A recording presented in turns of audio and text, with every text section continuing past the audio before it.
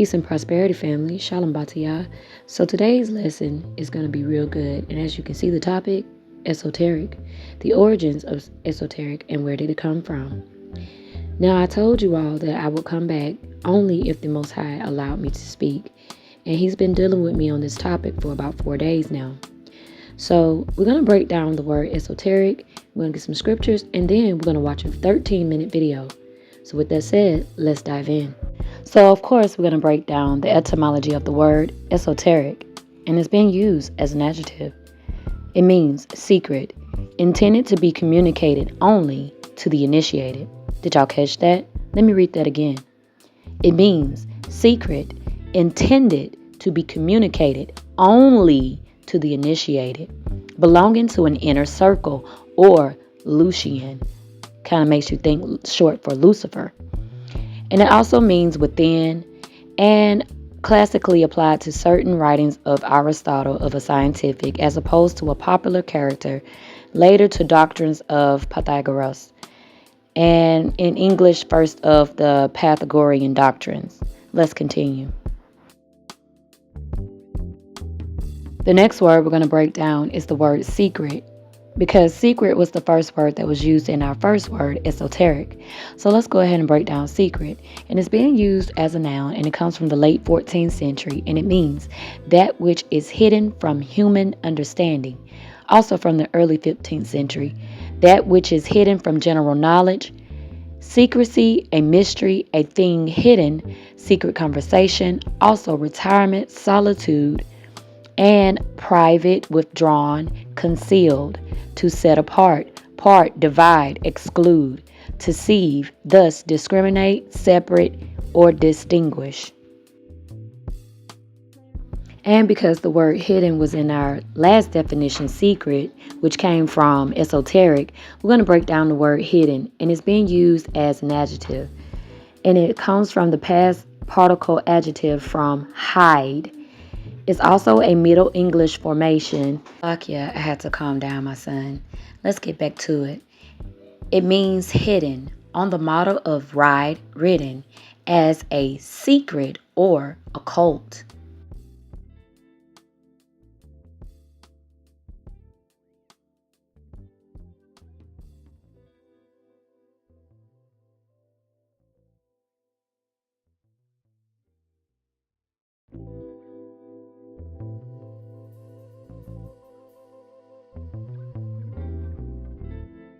Now let's get some scriptures. You see, a lot of our people, especially our women, are starting to mix the profane with the holy. I've been seeing a lot of our women going into mysticism and the occult practices, putting dots on their foreheads, and also, wearing necklaces with the tree of life or the flower of life or whatever that may be, wearing these stones and crystals around their necks. So not judging any of you, just simply trying to get you to understand that spiritualism and the Ruach HaKodesh are not the same. That this walk is not the same as spiritualism. If you want to worship the Most High, when he said worship him in spirit and in truth, the spirit, him being that spirit, and the spirit is the Ruach HaKodesh, and the truth is the Torah. Let's continue with scripture. Mark chapter 4, verses 21 and 22. And he said unto them, is a candle brought to be put under a bushel or under a bed, and not to be set on a menorah? For there is nothing hid which shall not be manifested, neither was there anything kept secret, but that it should come abroad. Luke chapter 8, verse 17. For nothing is secret that shall not be made manifest, neither anything hid that shall not be known and come abroad. So here again, our big brother Yahushua has said this twice. Let's continue. Deuteronomy chapter 29, verse 29. The secrets of Yahuwah Eloheinu are given to his children and their sons forever and ever, that they may observe every word of the Torah. And before we end with scripture and jump right into our video, there's something I want to clear up. Yahushua was never esoteric. And I don't know why there's this teaching of Gnostics and mystics or mysticism and Gnosticism that's going around teaching that our brother, Yahushua HaMashiach himself, was esoteric and taught mystery and secret hidden knowledge. That is far from the truth and of the works of Hashatan. Let's get exactly what our brother said. Now let's hear from our brother, Yahushua. Coming out of Yochanan or John chapter 18 verse 20, and it reads, Yahushua answered him, I spoke openly to the world. I ever taught in the synagogue and in the temple where the Yahudim always resort, and in secret have I said nothing. Jesus may have been esoteric, but not our brother Yahushua. Just wanted to clear that part up and clear his name. Now, for the moment we've been waiting for, we're going to get a documentary on the origins of esoteric. Let's dive in. Chaos magic. Chaos magic is a modern form of occult practice that emerged in the late 20th century. Rooted in the principles of individualism and pragmatism, it diverges from traditional magical systems that often require strict adherence to established rituals and belief structures. Instead, chaos magic encourages practitioners to create their own methods and symbols, drawing from a wide range of influences to achieve their desired outcomes. The origins of chaos magic can be traced back to the 1970s in the United Kingdom. At its core, chaos magic is based on the concept that belief itself is a tool that can be manipulated to achieve magical results. Practitioners, often called chaos magicians or chaotes, believe that by altering their beliefs and using them temporarily, they can tap into the underlying chaos of the universe to manifest changes in reality. This approach allows for a high degree of experimentation and personalization, as there is no fixed dogma or pantheon to adhere to. Some common techniques include sigilization, where a practitioner creates a symbol representing their desire and then charges it with energy through meditation or ritual. Another method involves the use of altered states of consciousness, such as those induced by meditation, drugs, or intense physical activity, to facilitate magical work. Chaos magicians might also adopt and discard various belief systems as needed, seeing them as interchangeable tools rather than fixed truths. Gnosticism. Gnosticism is a diverse and complex religious movement that emerged in the early centuries of the Common Era, primarily during the first few centuries following the life of Jesus Christ.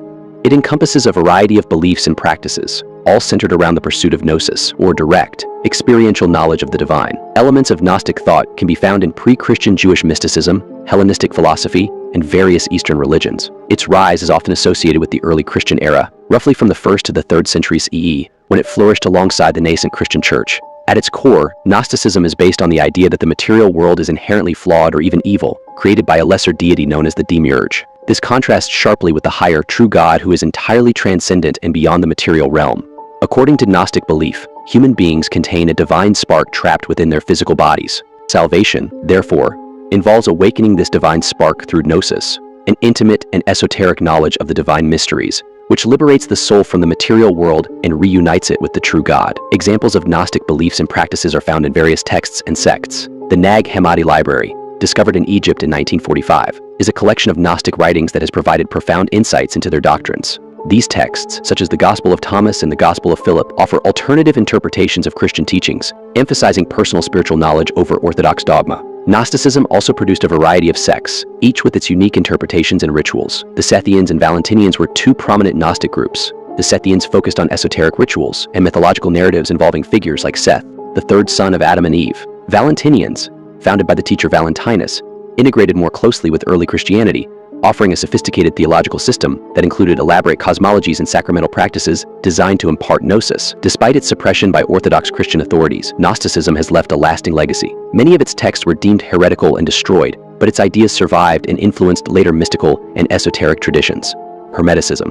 Hermeticism is a spiritual, philosophical, and esoteric tradition that traces its origins to the writings attributed to Hermes Trismegistus, a mythical figure said to be a combination of the Greek god Hermes and the Egyptian god Thoth. This tradition has profoundly influenced Western thought, especially during the Renaissance and the revival of interest in ancient wisdom. The roots of Hermeticism lie in the syncretic blend of Greek, Egyptian, and Near Eastern cultures in the early centuries of the Common Era, particularly during the Hellenistic period. The texts attributed to Hermes Trismegistus, known as the Hermetica, were written between the 1st and 3rd centuries CE. These writings cover a wide range of topics, including philosophy, astrology, alchemy, and theology. At its core, Hermeticism is based on the belief in a single, transcendent God who is the source of all creation. This divine source is both immanent and transcendent, existing within the material world while also surpassing it.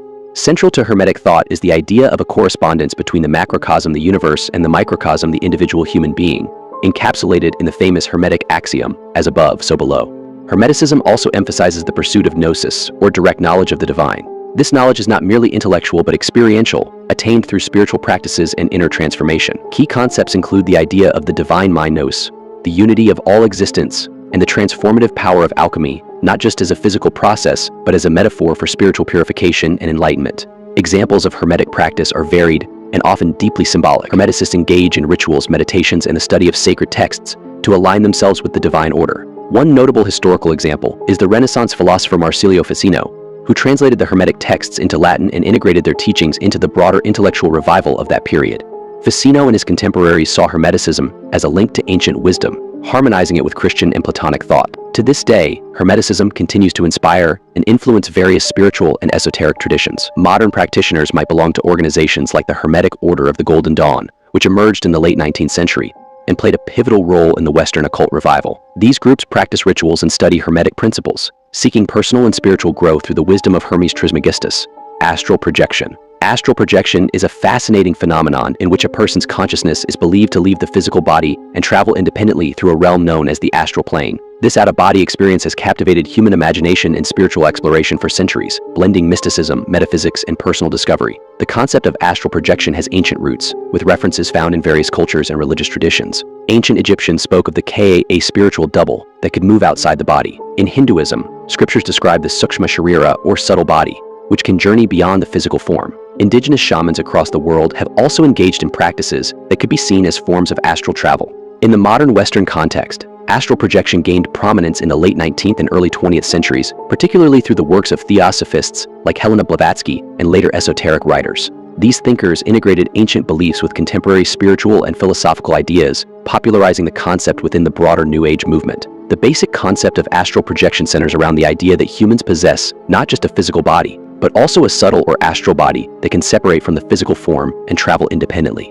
This astral body is connected to the physical body by a silver cord which ensures the traveler can return safely. During astral projection, the consciousness shifts from the physical to the astral body, allowing experiences in different planes of existence. Many practitioners use meditation, visualization, or specific breathing techniques to induce an out-of-body experience. For instance, someone might lie down in a quiet place, focus on relaxing each part of their body, and then visualize their astral body slowly rising and floating away. Others might use more ritualistic methods, such as chanting or the use of crystals, to facilitate the experience. Reports of astral projection experiences vary widely. Some people describe floating above their own bodies, seeing themselves from an outside perspective. Others recount traveling to distant places, meeting spiritual beings, or exploring fantastical landscapes on the astral plane. While these experiences can be profoundly transformative, skeptics argue that they may be a form of lucid dreaming or a psychological phenomenon, rather than a literal departure from the body. Despite scientific skepticism, astral projection continues to be a topic of interest and practice in contemporary spirituality. Many New Age and esoteric traditions incorporate astral travel into their teachings, viewing it as a tool for spiritual growth, self-discovery, and healing. Hypnosis. Hypnosis is a trance-like state of focused attention and heightened suggestibility, often accompanied by deep relaxation. It's a technique that has fascinated people for centuries, bridging the gap between science and mysticism. The origins of hypnosis can be traced back to ancient times. References to trance-like states are found in the practices of ancient Egyptian sleep temples, where priests would induce a state of deep relaxation to promote healing.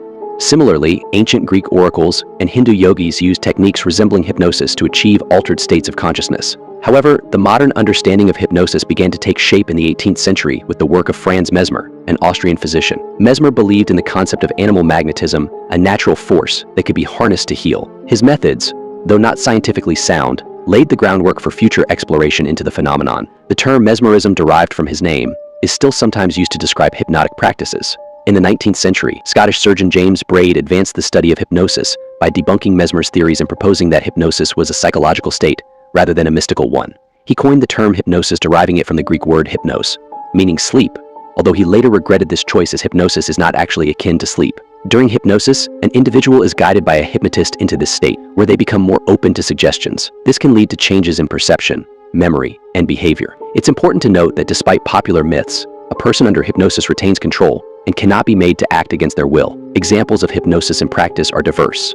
Clinical hypnosis is used in psychotherapy to help patients manage pain, reduce stress, overcome phobias, and change harmful habits like smoking. For instance, A hypnotherapist might help a patient visualize a state of calm to alleviate anxiety or use positive suggestions to boost self-confidence. Stage hypnosis, on the other hand, is performed for entertainment purposes.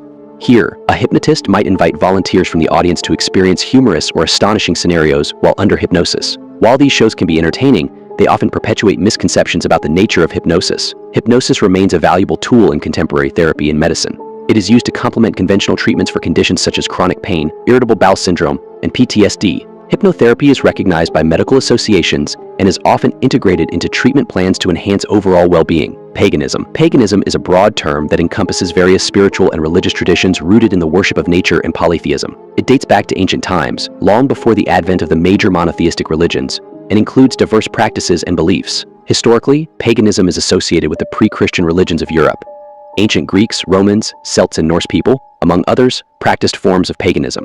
These religions involved the worship of multiple deities, each associated with different aspects of life and nature, such as the sky, earth, water, and fertility. Examples of pagan practices include celebrating seasonal festivals like the solstices and equinoxes, performing rituals to honor deities, and using divination tools like tarot cards and runes. Modern pagans, often referred to as neo-pagans, continue these traditions. Wicca, a contemporary form of paganism founded in the mid-20th century by Gerald Gardner, is one of the most well-known neo-pagan paths. Today, paganism is experiencing a revival, with individuals and communities worldwide embracing its practices. Alchemy. Alchemy is an ancient practice that combines elements of science, philosophy, and mysticism. Its origins can be traced back to ancient Egypt, India, and China, with the earliest records appearing around 300 BCE. The practice later spread to the Islamic world and medieval Europe, evolving significantly over the centuries. At its core, alchemy is based on the belief that the universe is composed of four basic elements: earth, water, air, and fire.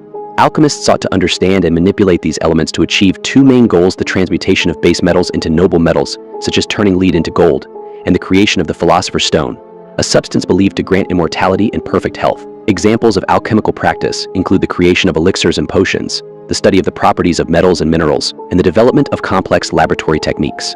Alchemists like Paracelsus and Isaac Newton made significant contributions to both alchemy and early modern science. Paracelsus, for instance, used alchemical principles to advance medical treatments, while Newton's work in alchemy influenced his discoveries in physics and mathematics. Theosophy. Theosophy is a spiritual movement founded in 1875 by Helena Petrovna Blavatsky, Henry Steele Olcott, and William Quan Judge. It blends Eastern and Western religious philosophies to uncover deeper truths about existence and promote universal brotherhood. Originating in the late 19th century, Theosophy draws from Hinduism, Buddhism, Neoplatonism, and esoteric traditions. Blavatsky's works, like Isis Unveiled and The Secret Doctrine, are foundational texts. The core principles of Theosophy are unity of all life, ancient wisdom tradition, a universal wisdom underlying all religions, accessible through spiritual insight, spiritual evolution and reincarnation.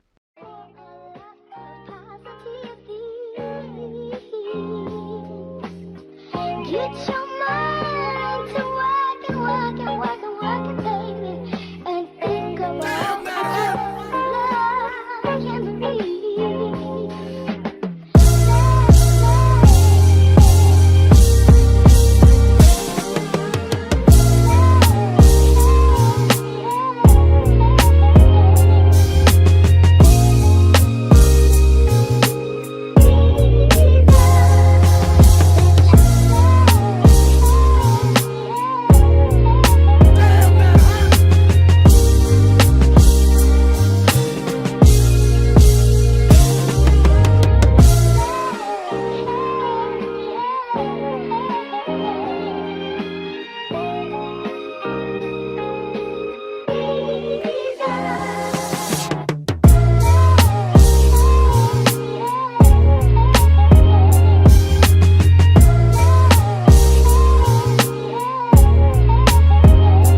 Deuteronomy chapter 18, verses 10 through 14.